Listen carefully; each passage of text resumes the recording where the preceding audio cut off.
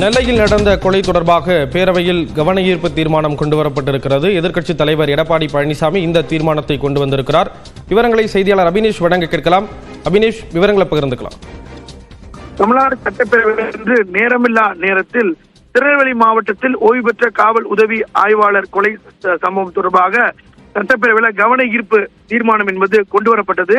அதிமுக, மனிதநேய மக்கள் கட்சி உள்ளிட்ட பல்வேறு கட்சிகளால் இந்த தீர்மானம் கொண்டு வரப்பட்டு அந்த தீர்மானத்தின் மீது எதிர்க்கட்சித் தலைவர் எடப்பாடி பழனிசாமி பேசினார்.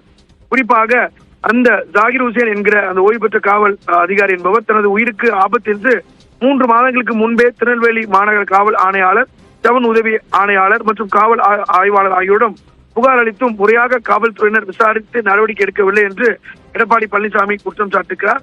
மேலும் அந்த கொலை ஒன்றிருக்கக்கூடிய ஜாகிர் ஹுசேன் ஏற்கனவே ஒரு வீடியோ ஒன்று பேசி அது சமூக வலைதளங்கள்ல தற்போது வெளியாகி இருப்பது என்றும், ரமலான் தொழுகை மாதத்தில் இந்த படுகொலை செய்யப்பட்ட சம்பவம் என்பது அப்பகுதியில் பெரும் அதிர்ச்சியும் பதற்றத்தையும் ஏற்படுத்தி உள்ளதாகவும், அதிகாரிகள் இதில் முறையாக புகார் கொடுக்கக்கூடிய நிலையிலும் அதிகாரிகள் இந்த புகார் மீது உரிய விசாரணை எடுக்காதனால் இந்த படுகொலை நிகழ்ந்துள்ளது. இதை தான் வன்மையாக கண்டிப்பதாக எதிர்க்கட்சித் தலைவர் எடப்பாடி பழனிசாமி குறிப்பிட்டு பேசுகிறார்.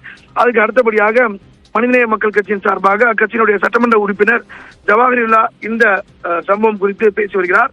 இதற்கு இறுதியாக இந்த கவன ஈர்ப்புக்கு முதலமைச்சர் மு.க. ஸ்டாலின் இந்த சம்பவத்தில் என்ன நடந்தது என்பது குறித்து பேரவையில் பதிலளிக்க உள்ளார். ஸ்ரீராம், தகவல்களை வழங்கியதற்கு நன்றி அபினேஷ்.